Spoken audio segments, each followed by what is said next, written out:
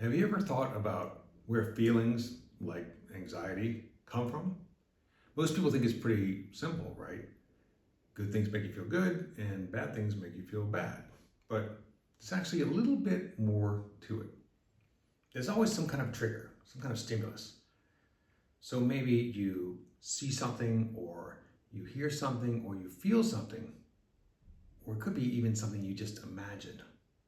Because the brain doesn't actually care about whether something's real or imagined. If you perceive it, the brain assumes this is really happening right now.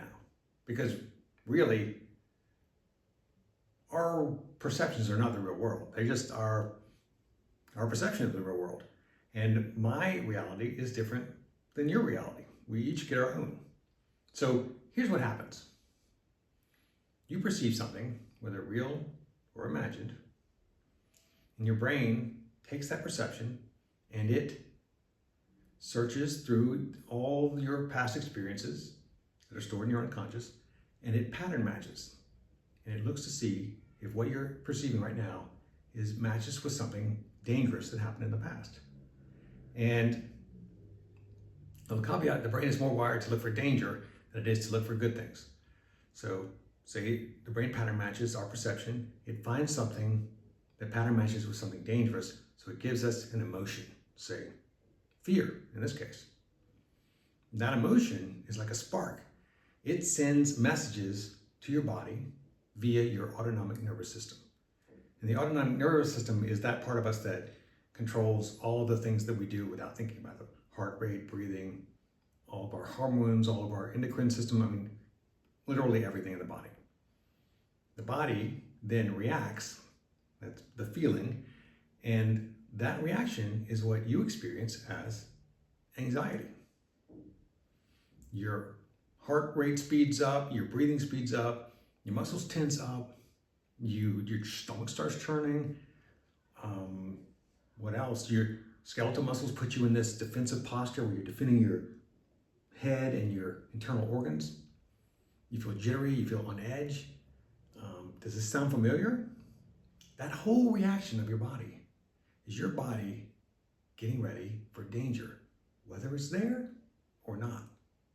And here's the trap. Once those physical feelings show up, your brain then thinks they're the new trigger. It goes like, oh, I feel weird. Something must be wrong. And that whole loop starts again. That is the anxiety cycle. And it can get so bad if it's not stopped that people can end up in the emergency room thinking they're about to die. But it does not have to control you. You can intervene in that cycle somewhere. And what most people do is try to avoid the stimulus to start with. They avoid anything that gives them anxiety. But this kind of just makes your life smaller, because each time you teach your brain, oh, that was dangerous, good thing we ran away. And your brain starts thinking more and more things are dangerous until, in the end, the only time you feel safe is in your bed under the duvet. If then, what's much better is to interrupt that cycle in a different part, that part where the feelings come out. And that's where we can consciously put the body in a different state than what our unconscious put it in. For example, we can try this, put your shoulders up like this, real tight, and then just drop them. Let's do it again. Real tight, and then just drop. Now breathe in slowly through the nose. And breathe out. And just notice how relaxed you are right away. And that signal goes to the brain, and the brain says, whoa, wait a minute. Seems like everything's okay. They only do that when everything's okay. Never mind, stand down on the anxiety. So easy. Another thing you can do is to stand up. I'm down on the floor right now. We can stand up in this sort of superhero pose. You've probably heard about this. Your natural inclination when you're anxious is to go into this closed position, but you can just consciously get yourself into an open position. Shoulders back, then down, head up, chiseled chin, looking into the distance. And you cue the Superman music. Dun, dun, dun, dun, dun, dun, dun. Just imagine you're crushing rocks into diamonds, whatever you have to do.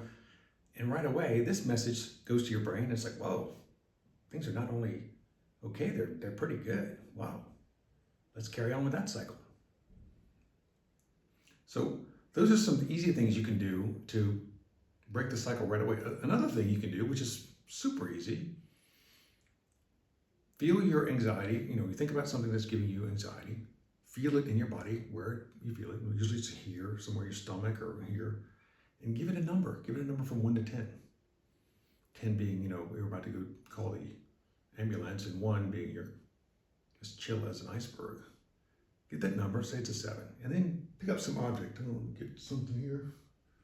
Here's a book. I'll lose my wife's place in this book, and just pass it back and forth like this. Just kind of looking out of the corner of your eyes. And then check your number again. Check back in with that feeling. Oh, whoa, okay, now it's only a 6. Okay, we try to get it up a little bit. Okay, maybe to a 7. All right. Pass the object. Water bottle works well. Book, whatever. Check the anxiety again. It's down to 4. How easy is that? You don't even have to think of anything. Of course, the other way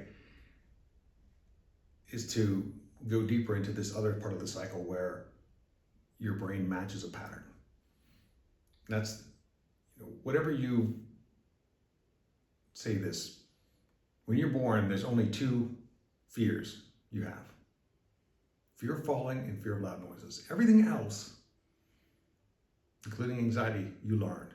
You may not have ever wanted to have anxiety, but you definitely learned anxiety. And the good news is that you can actually unlearn that too, or learn something new.